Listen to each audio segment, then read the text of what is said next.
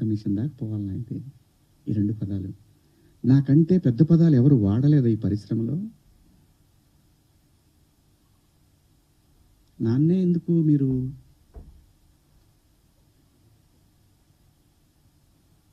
ఎందుకు నేనేం చేశాను? అమరావతి రైతులు ఆడవాళ్ల మీద బూటు కాలేసి తొక్కినప్పుడు నేను మాట్లాడా, నేను నిలబడ్డా, ఎన్నో సందర్భాల్లో నిలబడ్డా. జంజీ కోసం ఫైట్ చేశాను నేను. రాబోయే తరాలైరా ఇవన్నీ, మీరు తినేస్తారంటరా అని అడిగాను నాయకులు.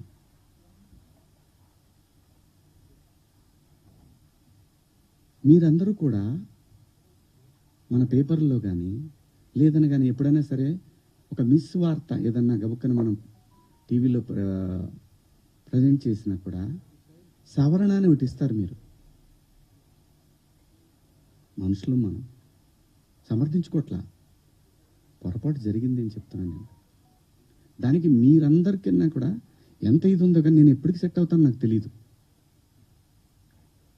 నా ఆవేదన అంతా ఆ చిన్మయ్య గారి దగ్గర నుంచి అలా అలా అలా అలా అలా వెళ్ళి ఉమెన్ కమిషన్కి వెళ్ళిపోయి వాళ్ళు నాకు మెసేజ్ పెట్టి నువ్వు 27వ తారీఖు మా దగ్గర అటెండ్ కావాలి అని.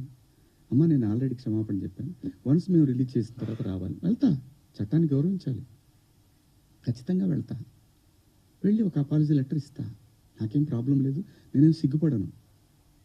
నేను తప్పు చేసినప్పుడు క్షమాపణ చెప్పడంలో తప్పేముంది? ఏమీ తప్పులేదు. ఇష్టం వచ్చినట్టు మాట్లాడుకుంటున్నారు. ఒక బార్కి వెళ్తే డ్రెస్ కోడ్ ఉంటుందండి, ఒక పబ్కి వెళ్తే డ్రెస్ కోడ్ ఉంటుంది. షూ లేకుండా లోపలికి రానీయడు. కొన్ని పబ్బుల్లో అయితే గర్ల్ ఫ్రెండ్ లేకుండా రానీయడు. నేనేమన్నాను? మనిషి ఆదిమానవుడు కోతి నుంచి మనిషిగా రూపాంతరం చెందిన తర్వాత ఇంగితం ఎక్కడ స్టార్ట్ అయిందంటే ఈ శరీర భాగాలు కనపడటం కరెక్ట్ కాదే, ఏదోటి కట్టుకోవాలి అనే జ్ఞానం అమ్మకు వచ్చిందో నాన్నకు వచ్చిందో తెలియదు, వచ్చింది. అలా అలా బట్టలు తయారు చేసుకునే లెవెల్కి వచ్చి బట్టలు కప్పుకోవటం, బట్టలు వేసుకోవటం దాకా వచ్చింది. మంచిగా వేసుకోమంటాం తప్ప అండి?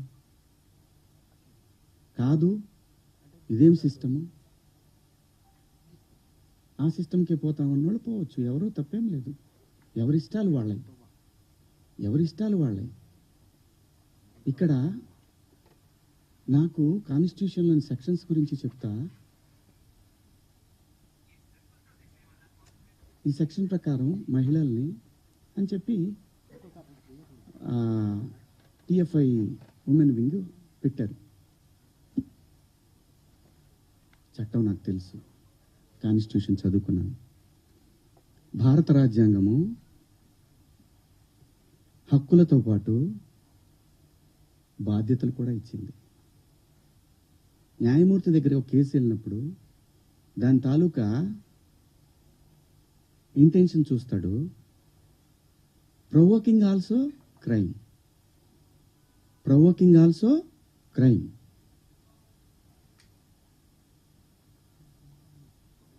చాలామంది పెద్దవాళ్ళు, మన సీనియర్ సిటిజన్స్ అందరూ కూడా ఎందుకు అలా మాట్లాడతారు అంటే నెక్స్ట్ జనరేషన్కి వాళ్ళ సంస్కృతిని క్యారీ ఫార్వర్డ్ చేసి వెళ్తున్నారు.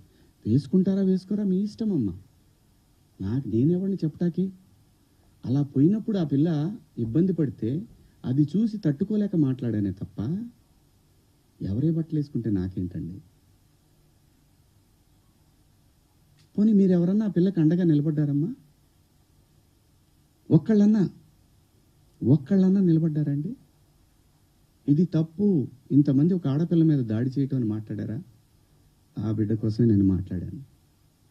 రేపొద్దున మన తెలుగు యాంకర్లు కానీ మన ఆర్టిస్టులు కానీ చక్కగా బట్టలు వేసుకొని వస్తారు. మన సుమా గారు కానీ, ఝాన్సీ గారు కానీ, ఉదయభాను గారు కానీ, పిల్లలు కానీ, కొత్త పిల్లలు కొంచెం యంగ్ బ్యాచ్లో కొంచెం అందంగా గ్లామర్గా కనపడాలని వేసుకుంటుంటారు. దానికి నెటిజన్స్ నుంచి వచ్చే సజెషన్స్